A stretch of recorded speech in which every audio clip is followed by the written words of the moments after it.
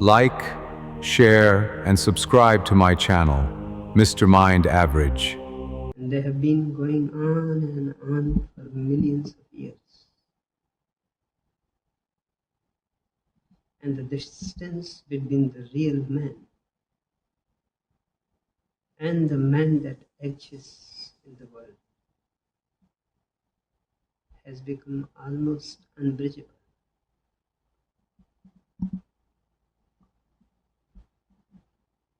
They are so far away from their own reality.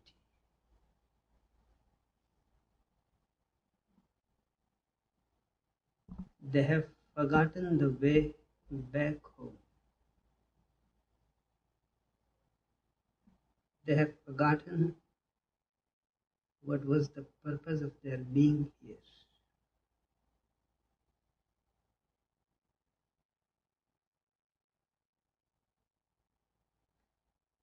There is an ancient parable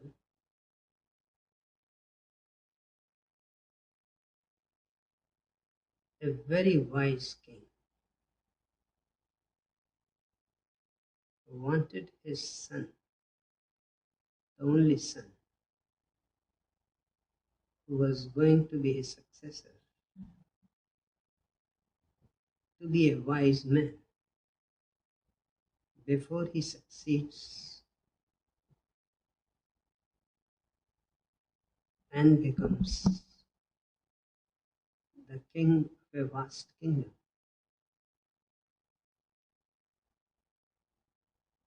The old man chose a way which is very strange.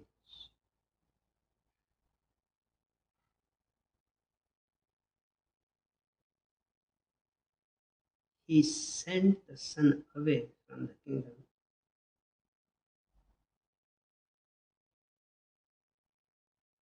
told him that he is abandoned, that he should forget completely that he is a prince. He is no more. And I am not going to make him my successor. All his beautiful clothes, ornaments, and everything were taken away. He was given clothes of a beggar and sent away in the middle of the night in a chariot to be thrown out of the kingdom. And there were strict orders that he should not be allowed back in the kingdom from anywhere. Years passed. The prince really became a beggar. He really forgot that he is a prince. In fact, there had been no effort on his part to forget. He was a beggar. He was begging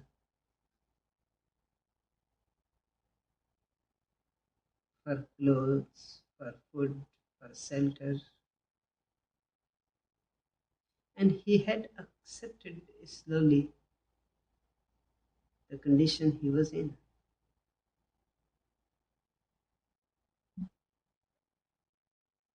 After many years, one day,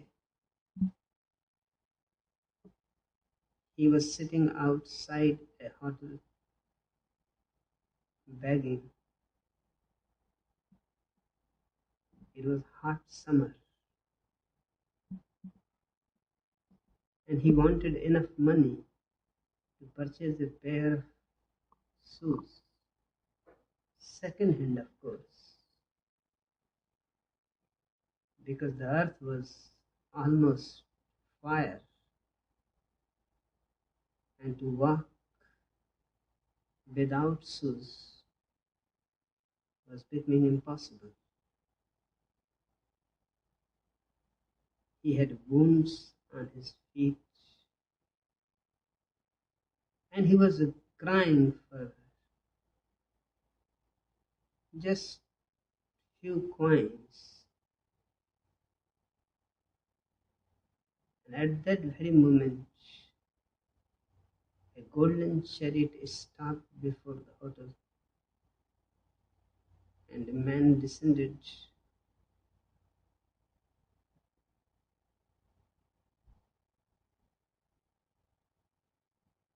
And the man said, "Your father has recalled you back.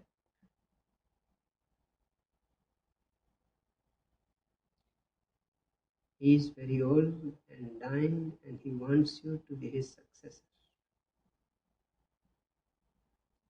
In a single split second, the beggar disappeared. The man was totally different. You could see his face, his eyes. The clothes were of the beggar still, but the man was totally different. And a crowd gathered, the same crowd before whom he was spreading his hands for a few coins. And they all started showing great friendship, and he was not even paying attention to them. He went up to the chariot, sat in the chariot, and told the man who had come to take him that first take me to a beautiful place where I can have a good bath, find clothes worthy of me, shoes, ornaments, because before the king I can go only as a prince. He came home and he came as a prince. He asked the father, "Just one thing I want to ask. Why I had to be a beggar for so many years? I had really forgotten. If you had not called me back, I would have died as a beggar, never remembering that once I was a prince." The father said, "This is what my father has done to me. It was not done to harm you, but to give you the experience of the extremes of life, the beggar and the king. And between these two, everybody exists. That day I had told you to forget that you are a prince.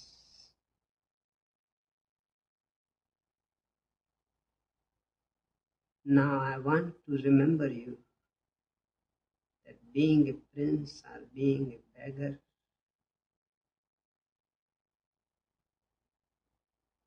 are just identities given by others.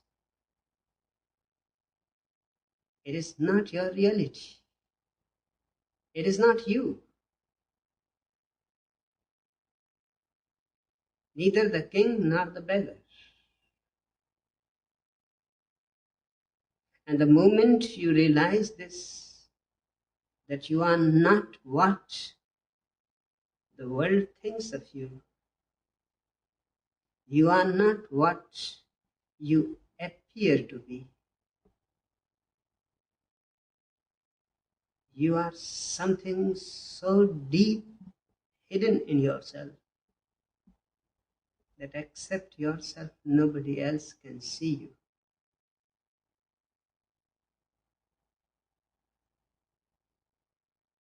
A man becomes wise,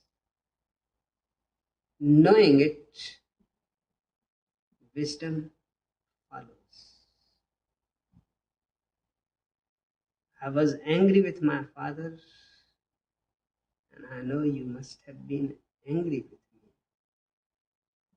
but forgive me. I had to do it to make it clear to you. Don't get identified by being a king. Don't get identified by being a beggar, because in a split second these identities can be changed, and that which can be changed is not you. You are something eternal, something unchangeable.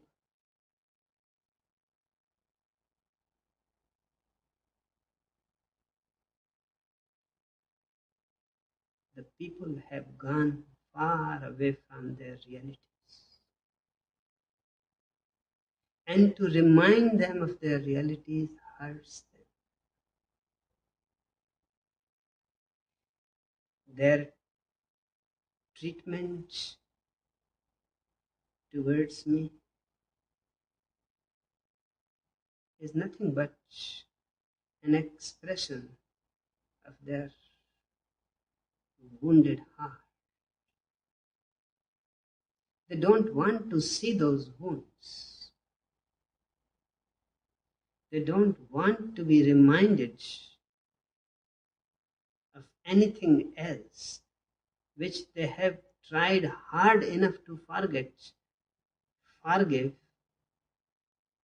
and somehow have managed a certain identity in the world. And here comes a man who shatters it completely. It is natural they should be angry with me. It is natural they will stone me. It is natural they will do everything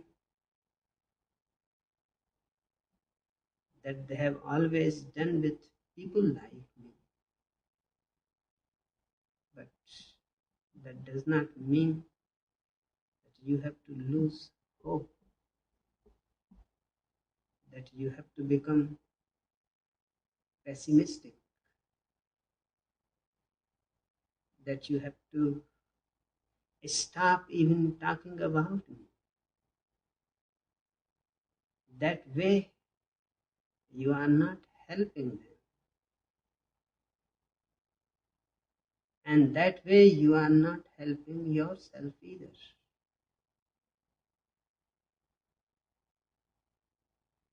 Their behavior should not be taken in account at all. They are absolutely asleep.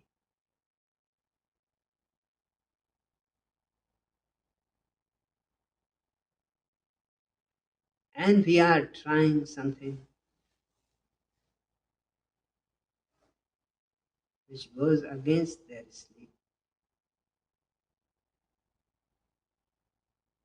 Initially, they feel disturbed and react. This is absolutely acceptable. But how long they can react?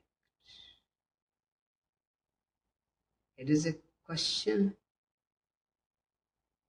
a great challenge. Losing hope means you have lost the game. I am not going to lose the game. To my very last breath, I will go on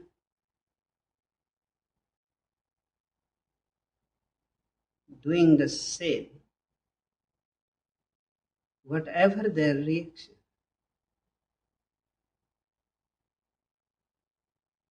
It is only by bringing their reaction to the surface that there is a possibility of change. It will take time, because millions of years have taken them away from themselves. You should have patience with them. They need your compassion. They need your patience. They will come home. They want to come home. But it goes against their ego to recognize that they are not at home already.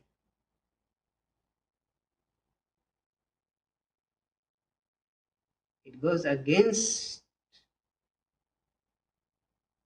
their ego that they are false, that they are phony.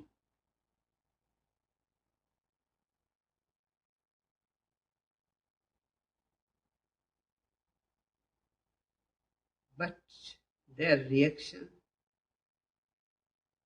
they're throwing stones at me or throwing knives at me,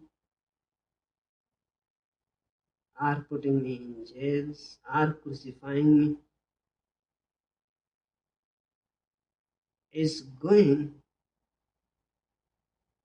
to change them. This is the only way that they will start thinking what they are doing and why they feel offended.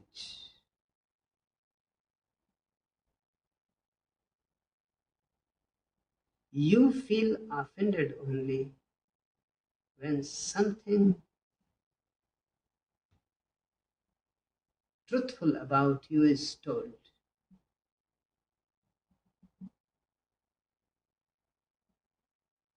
Which you have been hiding. You are never offended by lies. Truth is the greatest offender.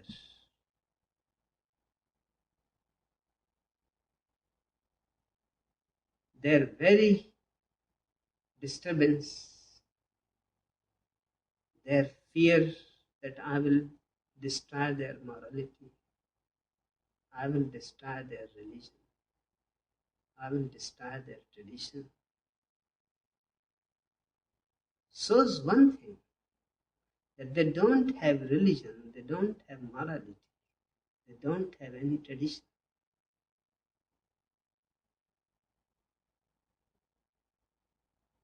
They are managing to believe that they have, but it is only a belief.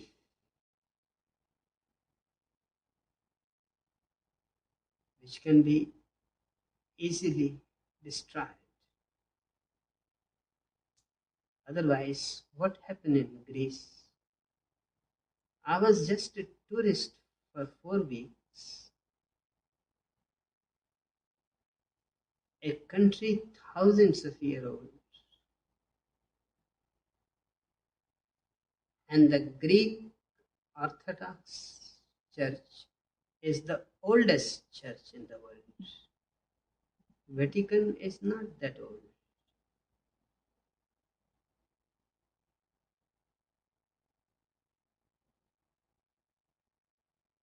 Jesus and his sayings were first translated in Greek. That's why he became Christ and his followers became Christians. These are Greek words.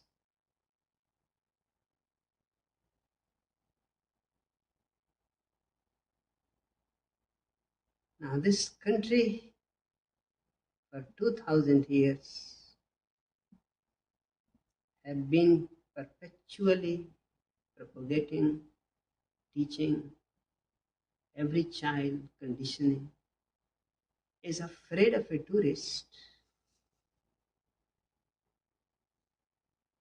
who is going to be there only for 4 weeks. And the Archbishop is so much disturbed that he threatens that my house will be burned, that I will be stoned if I am not removed immediately out of the country. because my presence will destroy the morality of the country,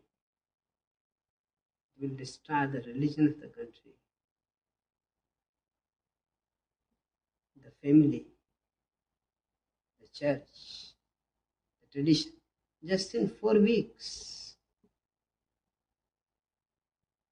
if I can manage to do that in 4 weeks, then whatever I am destroying deserves to be destroyed.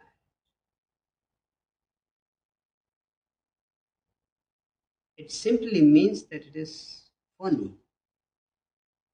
People are not really in it. They are just pretending. Only pretensions can be destroyed in 4 weeks. Realities cannot be destroyed.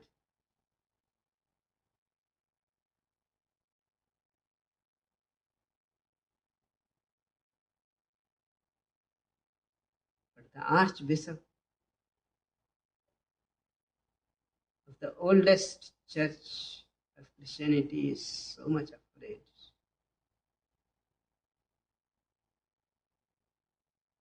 And he goes on saying things which are absolute lies. But that's what I have been telling you again and again, that all your religions are based on lies, and hence they are afraid. The Archbishop was giving telegrams to the President of the country, to the Prime Minister, to other ministers. And he was saying that I have been sent especially from hell to destroy the Christian Orthodox Church in Greece. Can you believe a sane man saying something like that? And he holds the highest post.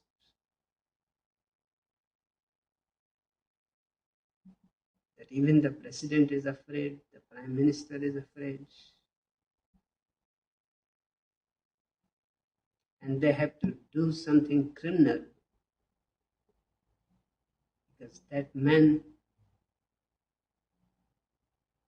can provoke the masses against them.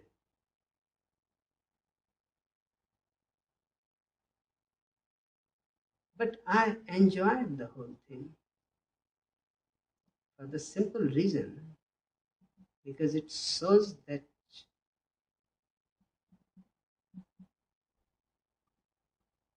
truth has really strength and power of its own.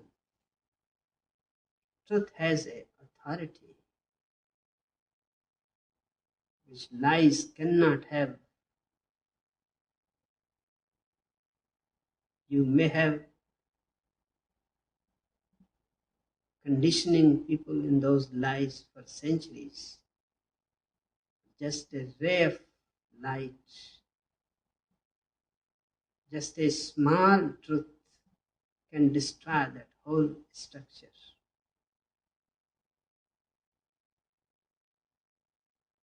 So there is no need to be hopeless. Say to the people,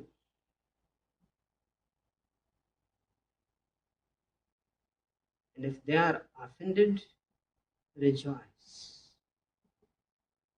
It means whatever you have said has disturbed their condition, and they are trying to protect it.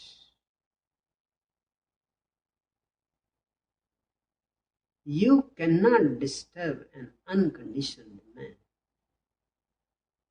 You can say anything about him, but you cannot disturb him.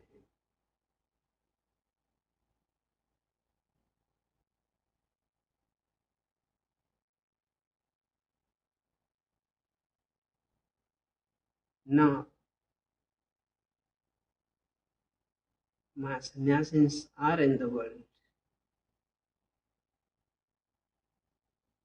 and I have told them to mix with the world so that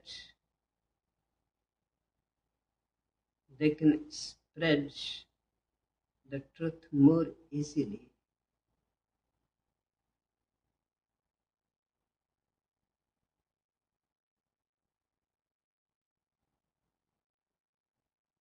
You are fortunate.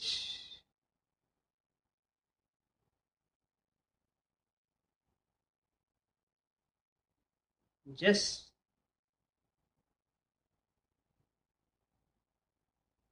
our people, a small minority in the world of 5 billion people, is enough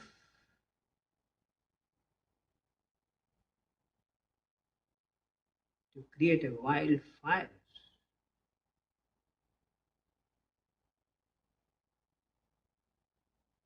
But don't be in a hurry and don't be impatient. And there is no need ever to be in a state of losing hope. Truth is intrinsically indefatigable, intrinsically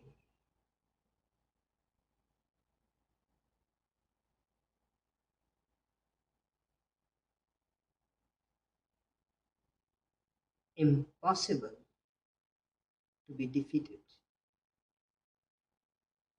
It may take time, but there is no scarcity of time. And there is no need that the revolution should happen before our eyes. It is contentment enough that you are part of a movement that changed the world, that you played your role in the favor of truth,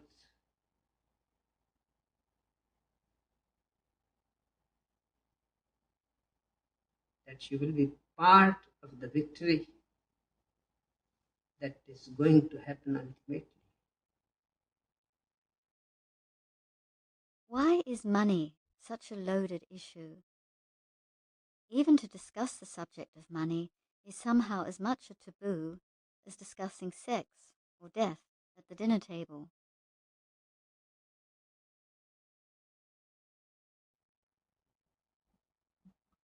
Money is a loaded subject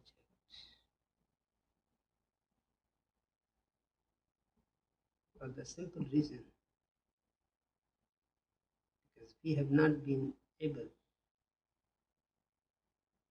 to work out a sane system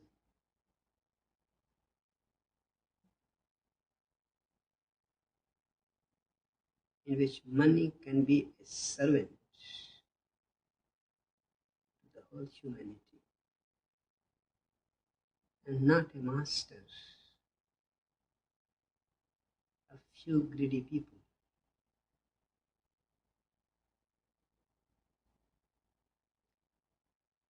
Money is a loaded subject because man's psychology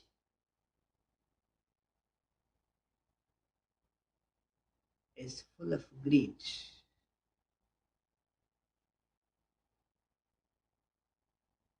Otherwise, money is a simple means of exchanging things, a perfect means. There is nothing wrong in it. But the way we have worked out, everything seems to be wrong in it. If you don't have money, you are condemned. Your whole life is a curse. And your whole life you are trying to have money by any means. If you have money, it does not change the basic thing. You want more. And there is no end to wanting more. And when finally you have too much money, although it is not enough, it is never enough, but it is more than anybody else, then you start feeling guilty. Because the means that you have used to accumulate the money are ugly, inhuman, violent. You have been exploiting. You have been sucking blood of people. You have been a parasite.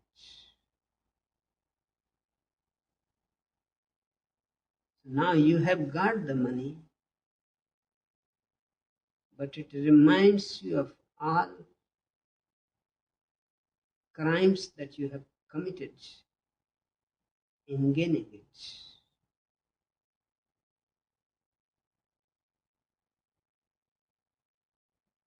That creates two kinds of people. One who starts donating to charitable institutions to get rid of guilt. They are doing good work. They are doing God's work. They are opening hospitals and schools. All they are doing is trying somehow not to go mad because of the feeling of guilt. All your hospitals and all your schools and colleges and all your charitable institutions are outcomes of guilty people. For example, the Nobel Prize was founded by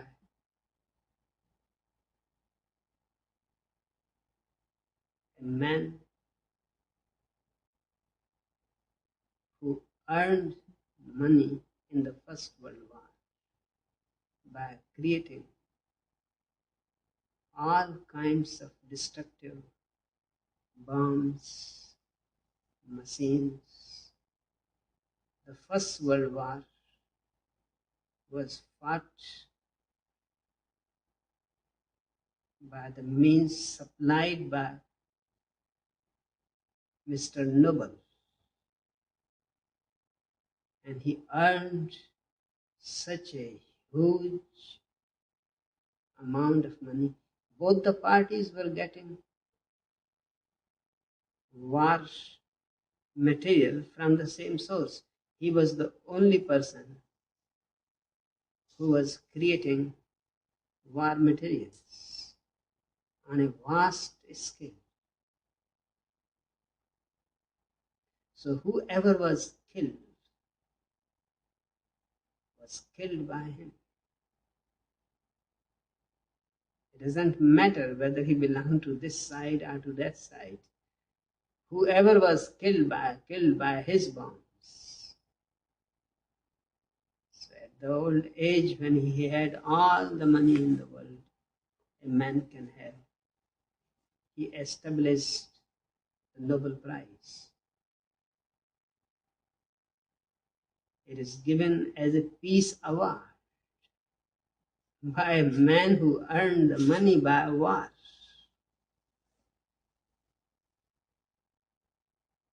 Whoever is working for peace receives Nobel Prize. It is given to great scientific inventions, great artistic, creative inventions.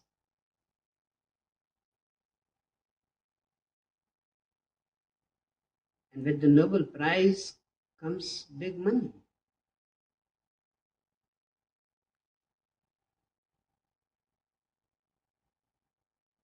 Almost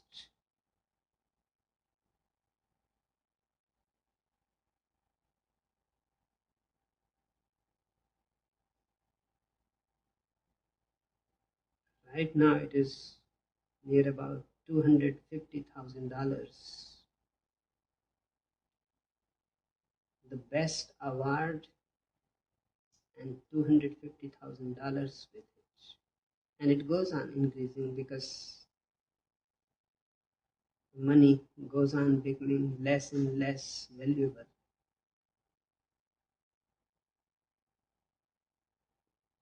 And such a fortune that man must have created, that all these Nobel Prizes that are distributed every year are distributed only by the interest.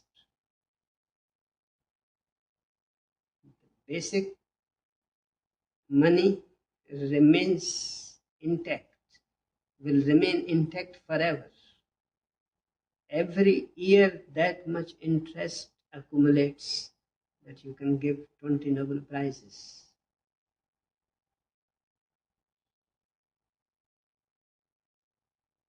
All charitable work is really an effort to wash your guilt.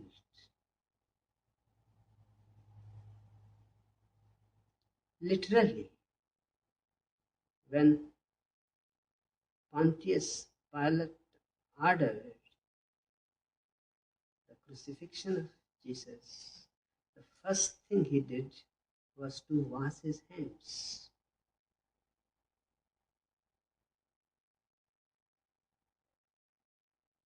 It's strange because the order for crucifixion does not make your hands dirty. Why you should wash your hands? Something significant. He is feeling guilty.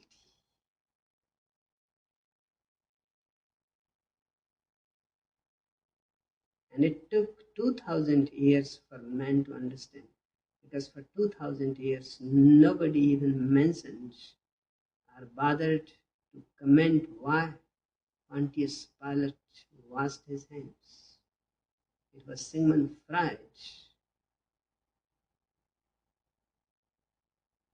who found it out that people who are feeling guilty start washing their hands. It is symbolic, as if their hands are full of blood. So you have money, it creates guilt. The one way is to wash your hands by charitable institutions.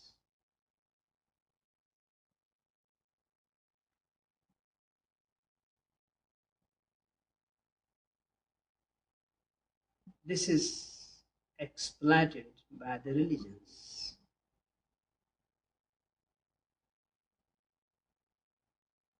They are exploiting your guilt, but they go on buttressing your ego that you are doing great spiritual work.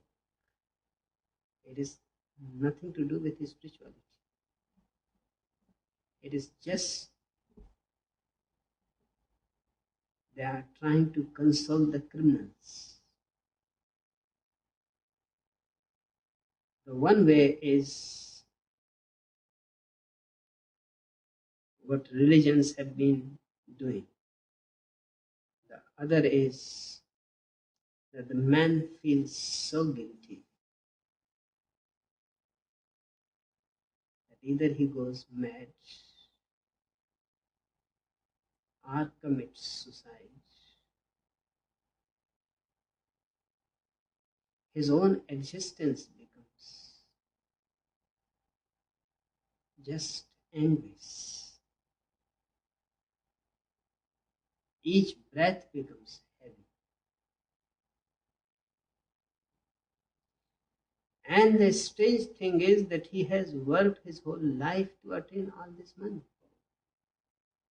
Because the society provokes the desire, the ambition to be rich, to be powerful. And money brings power. It can purchase everything except those few things which cannot be purchased by it. But nobody bothers about those things. Meditation cannot be purchased. Love cannot be purchased. Friendship cannot be purchased. Gratitude cannot be purchased. But nobody is concerned with these things. Everything else, the whole world of things can be purchased. So every child starts climbing the ladder of ambitions, and he knows if he has money, then everything is possible. So the society breeds the idea of ambition, of being powerful, of being rich. It is an absolutely wrong society. It creates psychologically insane people. And when they have reached to the goal that the society and the educational system has given to them, they find at a dead end. The road ends there. There is nothing beyond.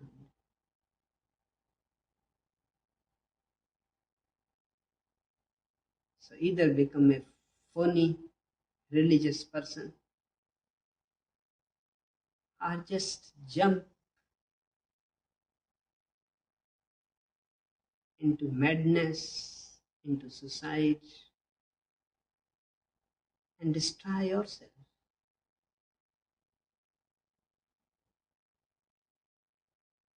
Money can be a beautiful thing if it is not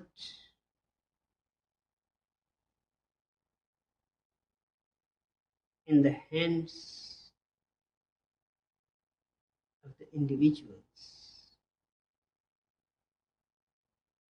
If it is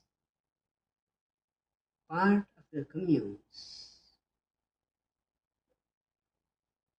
part of the societies, and the society takes care of everybody.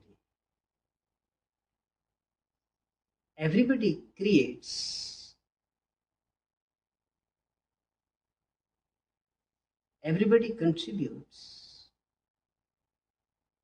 but is not paid by money. Is paid by respect, is paid by love, is paid by gratitude, is paid by respect, and is given all that is necessary for life.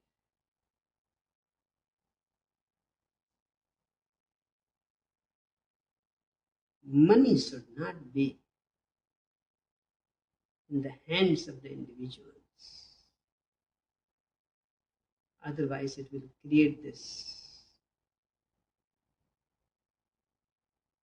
problem of burdened with guilt. And money can make people's life very rich. If the commune owns the money, and the commune can give you all the facilities that you need, all the education, all creative dimensions of life. The society will be enriched and nobody will feel guilty. And because the society has done so much for you, you would like to pay back by your services. If you are a doctor, you will do the best you can do. If you are a surgeon, you will do the best you can do. Because it is the society that has helped you to become the best surgeon, given you all the education, given you every facility, taken care of you from the very childhood. That's what I mean, that children should belong to the communes. And the communes should take care about everything. And all that is created by people will not be hoarded by individuals. It will be a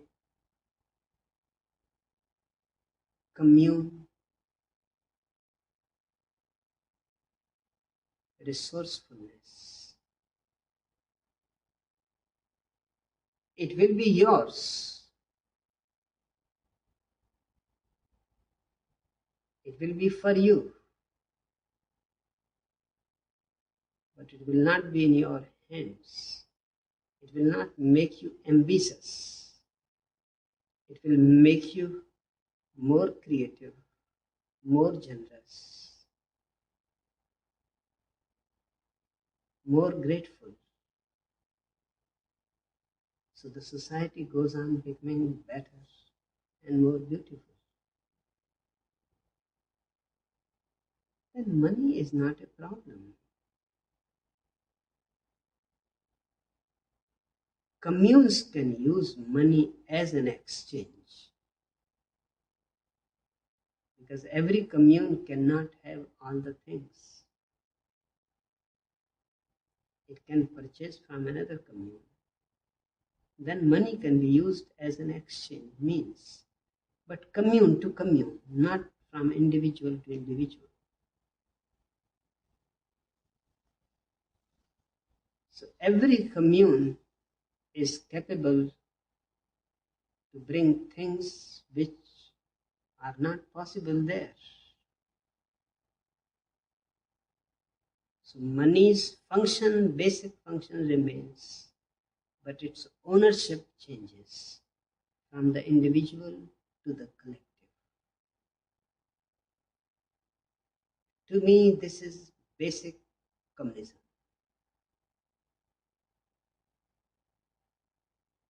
That the money's function changes from the individual to the collective.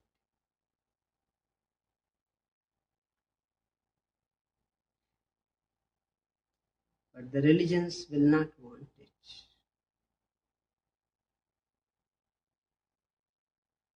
Politicians will not want it.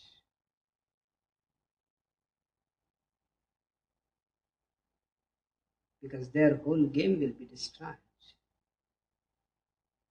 Their whole game depends on ambition, power,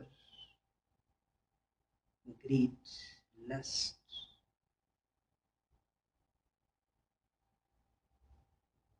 It seems very strange to say that the religions exist almost on irreligious things. Or better it will be to say on anti-religious things.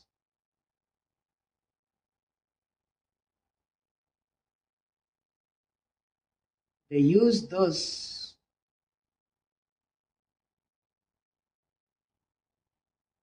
on the surface. You don't see that. You see charity, but you don't see from where charity comes and why. In the first place, why there should be a need for charity? Why should there be orphans? Why should there be beggars? In the first place, why we should allow beggars to happen and orphans to happen? And in the second place, why there will be people who are very willing to do charity work, give money, give their whole lives into charity and serve the poor. On the surface, everything seems to be right because we have lived into this kind of a structure for so long. Otherwise, it is absolutely absurd. No child is an orphan if the commune owns the children. And if the commune owns everything, then nobody is a beggar.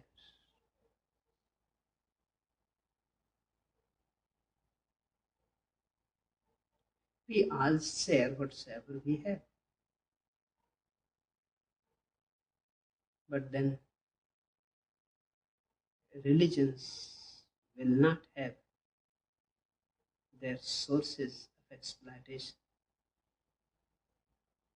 They will not have poor to console, and they will not have rich to help get rid of their guilt.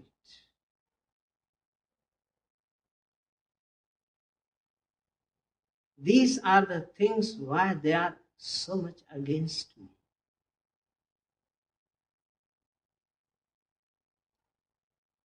My work is almost like a grave digger who goes on digging beautiful marble graves and bringing out skeletons.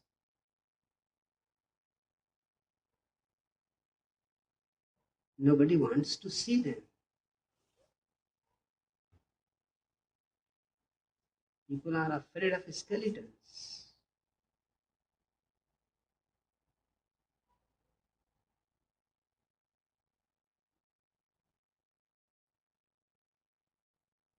One of my friends was a student of a medical college, and I used to stay with him once in a while traveling. If I had to stay the whole night rather than staying on the station, I would stay in the hostel with the student.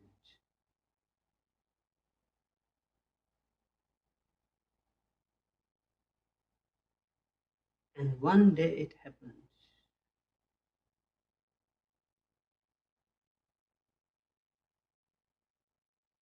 Somehow, late in the night, the discussion went on about so many things and came around ghosts. And I was simply joking. I said, they are a reality. It is strange that you have not come across them.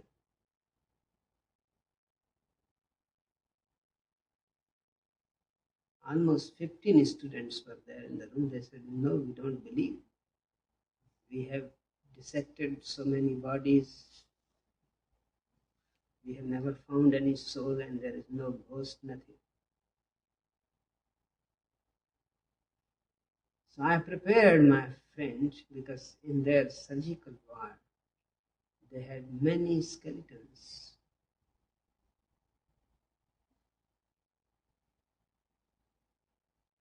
And they also had another ward where autopsies are done. Beggars die, or somebody is killed or committed suicide, and their bodies, and it was a big city, it was the capital of a state. and they were joined together. This side of the hall were the skeletons, and the other side of the hall many dead bodies used to wait. And who cares about the beggars and this and that? Whenever there is time, the professors will do the autopsies and decide. I told my friend that you do one thing. Tomorrow night,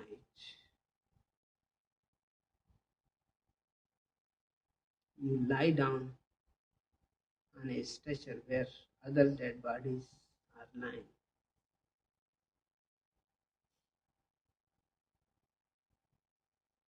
And I will bring your friends. You have to do nothing. Just in the middle when I am there with your friends, you have just to sit down. From the lying position, you simply sit down. It was a simple thing. There was no problem. He said, I will do it. But the problem arose. It became very complicated. We went into the surgical hall. My friend was lying down.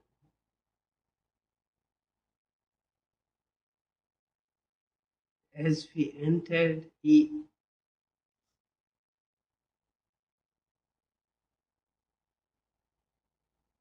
got up, and all the 15 people started trembling. They could not believe their eyes that a dead body. But the problem came real that another dead body got. So my friend who was pretending, he jumped out and he said, there are really ghosts. Just look at that body. It has been some misunderstanding that man was in a coma. Some servants have brought him in the night, so they put him in the dead bodies. And he came back to consciousness. So he stood up. When he saw these people, he thought it must be morning and it is time to get up and say that what is going on.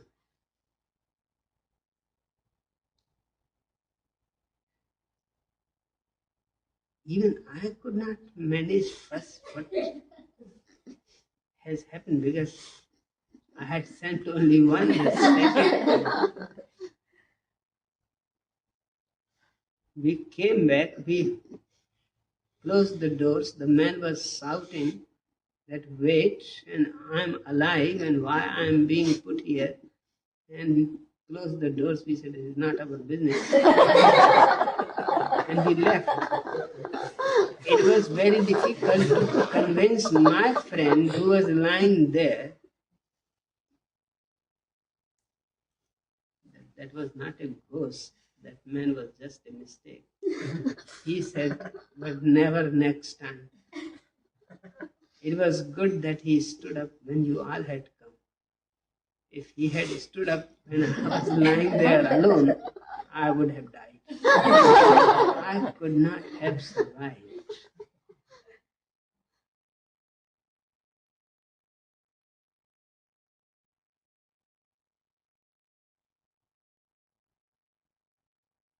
If you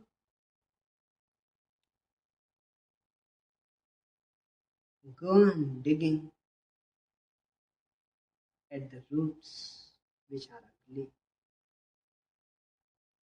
which nobody wants to see, that's why words like sex or death or money have become taboos. There is nothing in it. Why you cannot discuss them at the dining table?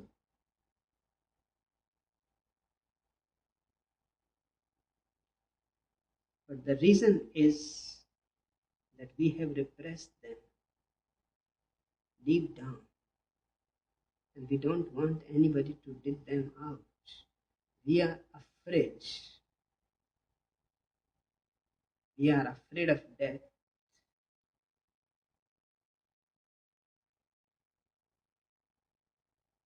because we know we are going to die, and we don't want to die. We want to keep our eyes closed. We want to live in a state of as if everybody else is going to die but not me.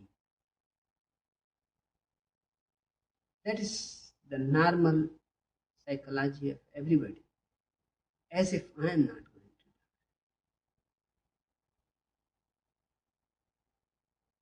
To bring death is taboo. People become afraid because it reminds them of their own death.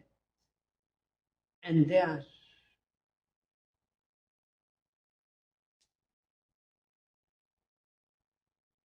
so much concerned with trivia when death is coming. And they want that trivia to keep them engaged. It functions as a curtain. They are not going to die. At least not now. Later on. Whenever it will happen, we will see. Sex, they are afraid.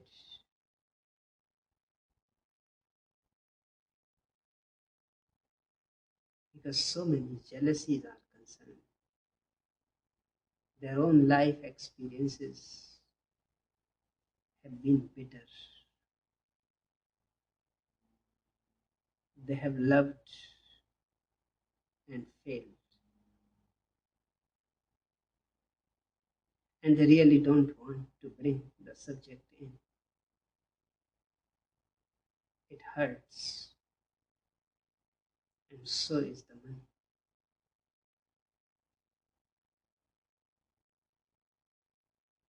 Because money immediately brings the hierarchy of the society. Then if around the table there are 12 persons sitting, immediately you have put them in a hierarchy.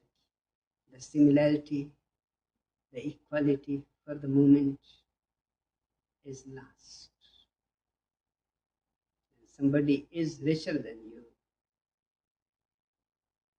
Somebody is poorer than you. And suddenly you see yourself not as friends but enemies. Because you are all fighting for the same money. You are grabbing at the same money. You are not friends, you are all competitors, enemies. So not at least at the dining table. When you are eating, you want not hierarchy, not the struggle of ordinary life. You want for a moment to forget all those things. You want to talk only of good things. But these are all facades. Why not create a life which is really good? Why not create a life where money does not create hierarchy, but simply gives more and more opportunity to everybody? Why not create a life where sex does not make bitter experiences, jealousies, failures, where sex becomes just a fun? Nothing more than any other game, just a biological game. A simple understanding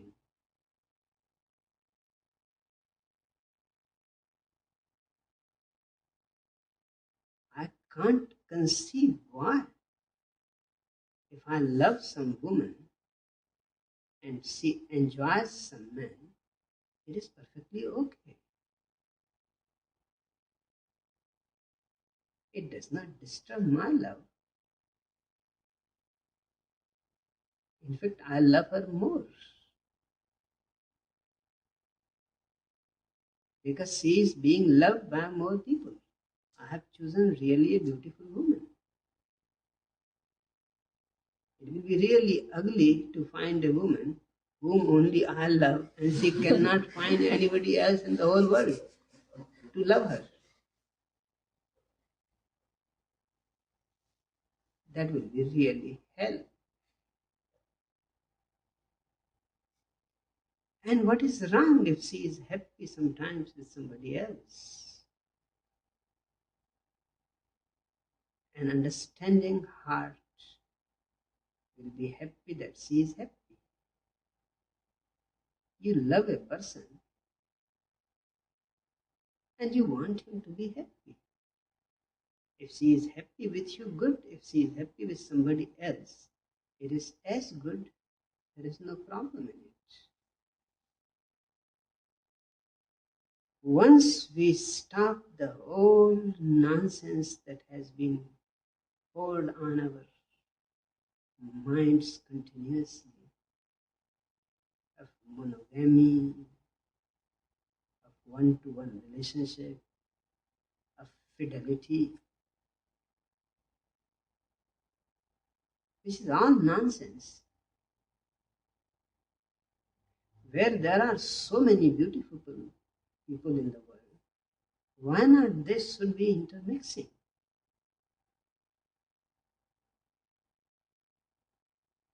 You play tennis, that does not mean that your whole life you have to play tennis with the same partner.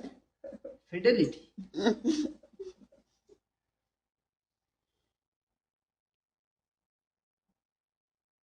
Life should be richer. It is only a little understanding.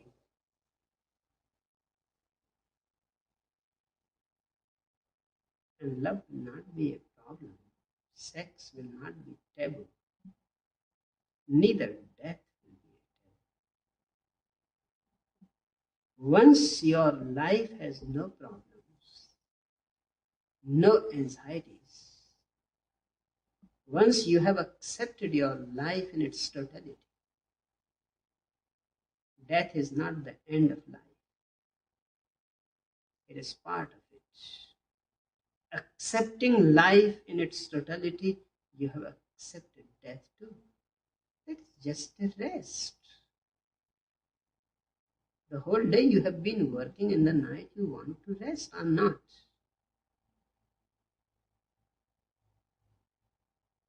There are few insane people who don't want to sleep. I have come across one person who was brought to me that he does not want to sleep. The whole night he makes every effort to keep him awake.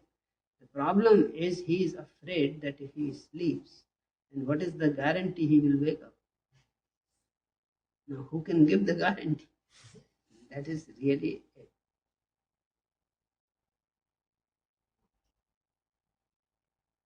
a great problem. Who can give him guarantee? He wants guarantee that I will wake up. What is the guarantee that I will go on sleeping? Because I have seen many people just go to sleep and finished. People say that they are dead and they take them to the burning place and burn those people. I don't want to be burned. So why take the risk? This sleep is risky. Now, a sleep can become a problem.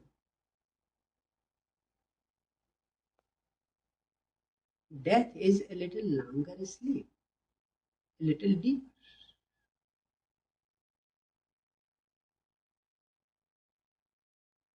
The daily sleep rejuvenates you, makes you again capable to function better, efficiently. All tiredness is gone. You are again young. Death does the same on a deeper level. It changes the body because now the body cannot be rejuvenated only by ordinary sleep. It has become too old. It needs a more drastic change. It needs a new body. Your life energy wants a new form. Death is simply a sleep so that you can easily move into a new form. Once you accept life in its totality, life includes death. And then death is not against it, but is just a servant, just as sleep is. Your life is eternal. It is going to be there forever and forever. But the body is not eternal. It has to be changed. It becomes old, and then it is better to have a new body, a new form, rather than dragging the old.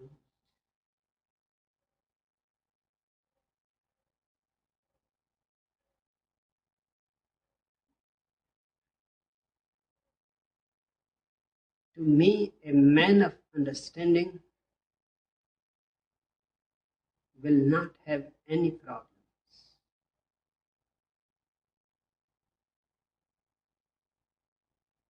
He will have only a clarity to see,